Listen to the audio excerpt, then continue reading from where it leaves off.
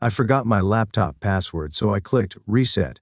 A security question popped up. What was your first pet's name? I typed Charlie. Incorrect. Weird. Next. What's your mother's maiden name? Also incorrect. One try left. Then a new question appeared. When will you wake up? My stomach dropped. I stared at the screen, hands frozen over the keyboard. What kind of question was that?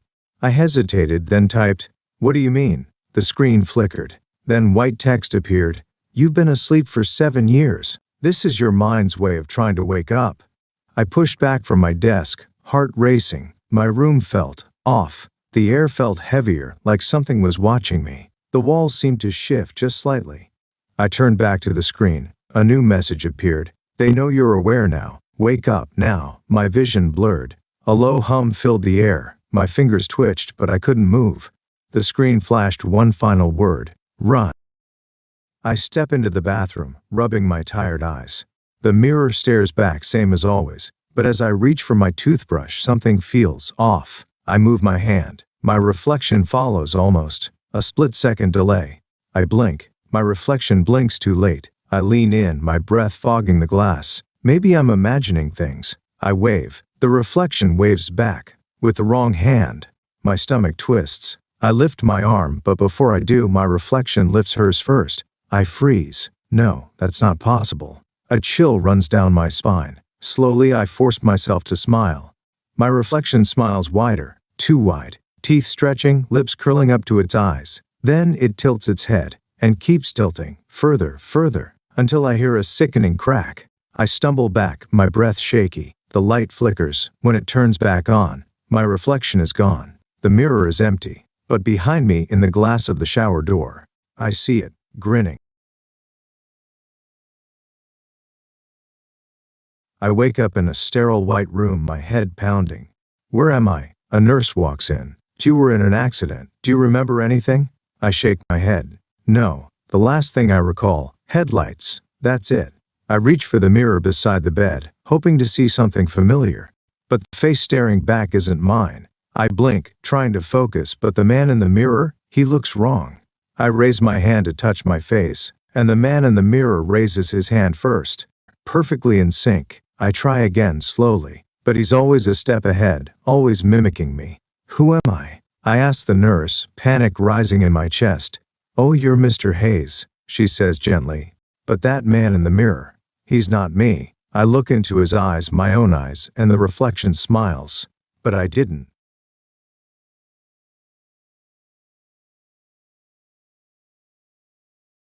I finish closing up the store, flipping off the lights one by one. The mannequins stand frozen in their usual spots, draped in new arrivals. Everything looks normal. As I turn to leave, something makes me glance back. One of the mannequins is wrong. It should be facing forward like the others, but now it's turned slightly, as if it's watching me. I frown. I must be imagining things. I shake it off and lock the door behind me.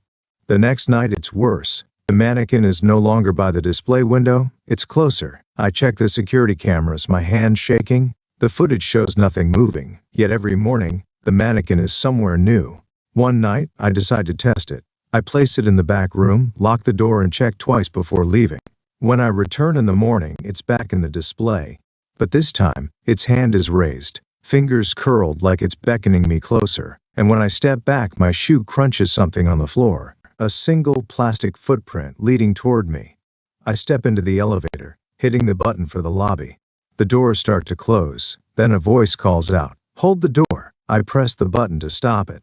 The doors freeze halfway, but no one walks in. I lean out, looking down the hall. It's empty. Goosebumps crawl up my arms. Maybe I imagined it? I step back inside and let the doors close. The elevator descends, but then it stops. The lights flicker. My stomach drops as the doors start opening. On the wrong floor. It's pitch black. A long, empty hallway stretches ahead. A whisper drifts in from the darkness. I said, "Hold the door." Something moves. I slam the close button, my hands shaking. The door shut just as something lunges forward. I don't breathe again until I reach the lobby. As I step out, I glance at the security camera feed by the desk. The footage shows the elevator doors opening on that floor. And for just a second, a hand reaches inside. I was just a normal teenager, until one rainy afternoon when I felt something strange. It started with the faucet. I was washing my hands when I felt this weird tingle. The water in the sink began to swirl around in a spiral, and the air froze. I couldn't move. Then I noticed something. The seconds on the clock were slowing down. The world around me was slowing. Panicked, I turned off the tap and everything snapped back to normal. The clock resumed its usual pace. My heart was pounding. At first, I thought I was imagining things, but every time I touched water, whether it was a puddle, a glass, or even just the shower, it happened again. I could pause time. I started testing it. I saved people from accidents, stopped fights, fixed mistakes. But the more I used it, the more I realized something. Someone was watching me. One night, I saw a shadow in the reflection of a puddle. A voice whispered from behind me, "You're not the only one with powers." I spun around. No one was there. But the feeling, the danger, it was real. It started the night I turned 16. I fell asleep like normal, but woke up standing in a school hallway I didn't recognize. Then I saw my best friend, and realized I was inside his dream. At first, it was fun. I could visit people's dreams, fly, bend reality, even talk to my crush without the awkwardness. But then the dreams started changing. They got darker. People in them started noticing me, even when they shouldn't have been able to. One night, I entered a stranger's dream. Everything was black, no sound, no light. Then a voice whispered, "You don't belong here." A figure stepped out of the darkness, tall and faceless. "You've seen too much," it said. I woke up gasping. But the next night, I couldn't sleep, or rather, I couldn't escape. Now, every time I close my eyes, I go back to him, and I think he's trying to bring me into his world for good.